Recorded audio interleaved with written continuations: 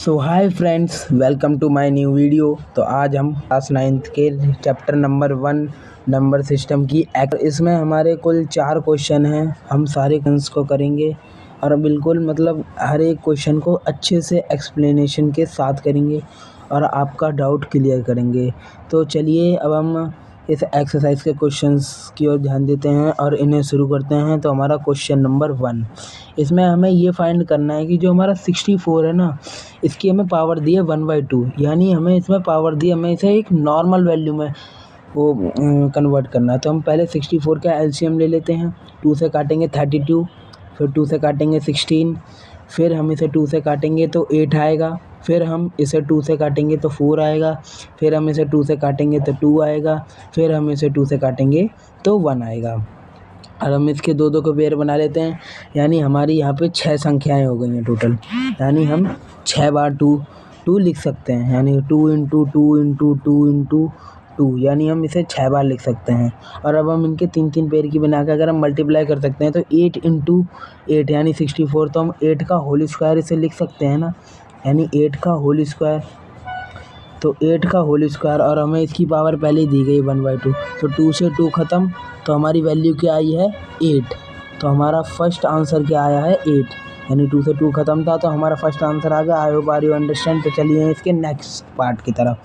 Second है हमारा same first वाले की तरह 32/1/5, इसका भी हम एलसीएम कर लेंगे। तो हम पहले एलसीएम करेंगे, पहले आएगा 16, फिर 8, फिर 2 से डिवाइड करेंगे 4, फिर 2 से डिवाइड करेंगे 2, फिर 2 से डिवाइड करेंगे 1।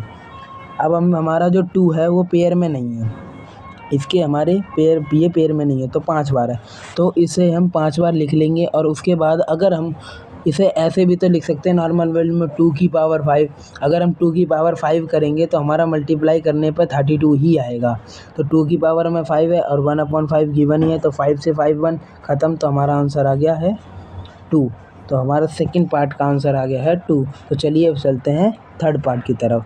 तो थर्ड पार्ट है हमारा 125/1/3, मतलब पावर दी गई है। तो इसका भी हम सेम उसी तरीके से करेंगे एलसीएम करके। तो पहले एलसीएम करेंगे, 525 जैसे कट जाएगा, फिर 5 5 जा 25, फिर 5 1 जा 5। तो हमारे इसके ये 3 एक पेयर है पर एक सिंगल वैल्यू, तो 3 बार लिख लेंगे।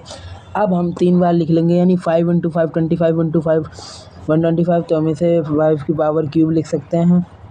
और उसके बाद ये इंटू है 3, तो 3 से 3 ख़त्म, अब बचा क्या हमारा 5। तो हमारा थर्ड का आ गया हमारा 5। तो अब चलते हैं नेक्स्ट क्वेश्चन की तरफ। सेकंड क्वेश्चन का फर्स्ट पार्ट भी हमारा सेम फर्स्ट क्वेश्चन की तरह है, पर इसमें वैल्यू हमें उस टाइम 1 की अपॉन में दे रखी थी, इस टाइम हमें वैल्यू नॉर्मल टाइप में दे रखी है। तो हम इसे भी उसी तरीके से करेंगे। पहले हम 9 का होल एलसीएम कर लेते हैं, उसके बाद 9 का एलसीएम करने के बाद हमारा 3 × 3 आया है, इसे हम 3 का स्क्वायर भी लिख सकते हैं, यानी 3 का स्क्वायर लिख लिया इंटू 3/2, यानी 2 से 2 ख़त्म, तो हमारा आ गया 3 के पावर 3। तो जब हम 3 की पावर का होल क्यूब करेंगे तो आंसर आएगा हमारा 27, यानी 3 × 3 × 3 करेंगे तो 27 आएगा। चलते हैं नेक्स्ट पार्ट की तरफ। नेक्स्ट पार्ट है हमारा 32/22, यानी 32 है जिसकी पावर है 2/5, इसका भी हम एलसीएम करेंगे। तो हमारा एलसीएम आ जाएगा, एलसीएम हमारा 2, अब 8 जा तो 4 हो जाएगा, 2 4 जा 2 2 जा 4, 2 1 जा 2, तो यानी ये हमारा एलसीएम आ चुका है। तो इसके भी हमारे 5 है, तो इसे हम पहले 5 बार लिख सकते हैं। फिर उसके बाद हम इसे, अगर हमारे 5 बार है तो इसे हम 2 की पावर 5 भी तो लिख सकते हैं, क्योंकि मल्टीप्लाई करने पर तो 32 ही आ रहा। तो उसके बाद 2 × 5, 5 से 5 ख़त्म, तो हमारा 2 का अगर जब हम होल स्क्वायर करेंगे तो आंसर क्या आएगा हमारा 4, यानी 2 × 2 जब करेंगे तो आंसर तो 4 ही आना। तो ये भी हमारा आ गया। तो चलते हैं थर्ड पार्ट की तरफ। I hope all are you understand. तो आगे थर्ड पार्ट पे, थर्ड पार्ट भी सेम ऐसे ही है। पहले हम इसका एलसीएम ले लेते हैं, एलसीएम लेने पे हमारा 2 × 2 2 जा 4, 2 1 जा 2, तो एलसीएम लेने पे हमारा ये आ गया, एलसीएम लेने पे हमारा अब ये आ गया है। तो अब हम इसके बाद इसे लिख लेंगे। अब हम इसे 2 की पावर 4 भी लिख सकते हैं, क्योंकि मल्टीप्लाई करने के बाद तो 16 आना, 4 से 4 ख़त्म, तो हमारा 2 की पावर क्या है ये होल क्यूब, यानी जब हम 2 का होल क्यूब करेंगे तो आंसर आएगा हमारा 8। तो I hope all are you understand. तो चलते हैं अब इसके नेक्स्ट पार्ट की तरफ, फोर्थ पार्ट की तरफ। तो फोर्थ पार्ट है हमारा 125 जिसकी पावर है -1/3। तो हम पहले इसका एलसीएम ले लेते हैं। तो 5 से अगर हम इसे डिवाइड करेंगे 25, 5 बन जा 5, तो हमारा ये एलसीएम आ गया। अब इसके 3 है, तो हम इसे अगर 5 की पावर क्यूब भी लिखेंगे तो हम इसे लिख सकते हैं, क्योंकि मल्टीप्लाई करने पे आंसर हमारा 125 ही आना है, वरना आप लोग करके देख सकते हैं 1/3 यानी 1/3, 3 से 3 हमारा ख़त्म।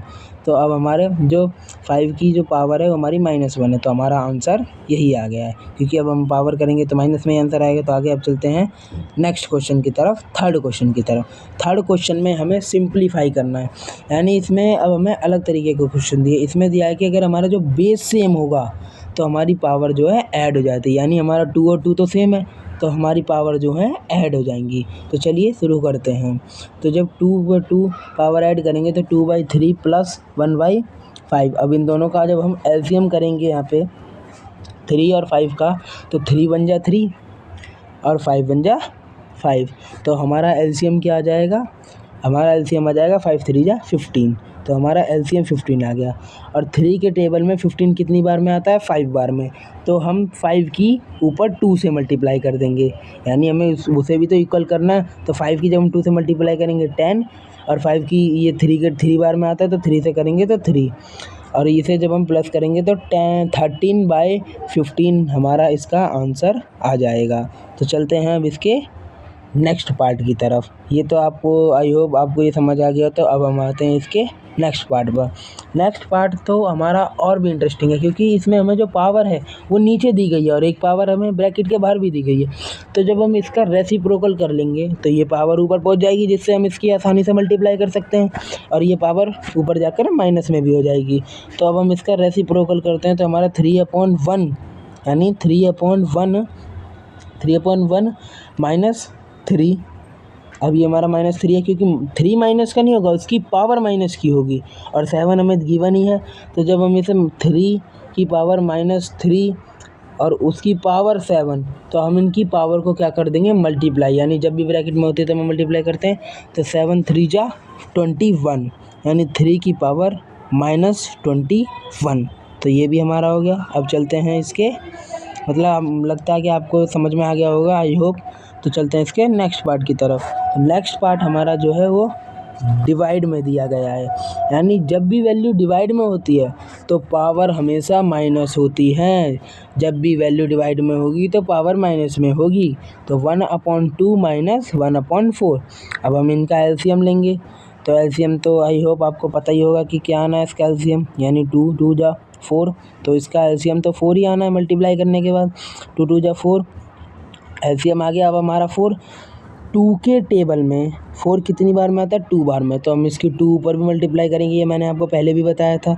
तो हम इसकी मल्टीप्लाई करेंगे, तो इधर हमारा आ जाएगा 2, और इधर तो आता ही, जब 4 के टेबल में तो 1 बार है तो 1 का 1 ही रहेगा। जब ये माइनस हो जाएगा तो आंसर आ जाएगा हमारा -1/4। तो यानी ये आ गया हमारा इसका आंसर। तो आई होप आपको ये समझ में आ गया होगा। तो चलते हैं अब इसके चौथे पार्ट की तरफ। अब चौथे पार्ट में तो हमारा बेस तो सेम है नहीं जिससे हम पावर ऐड कर दें।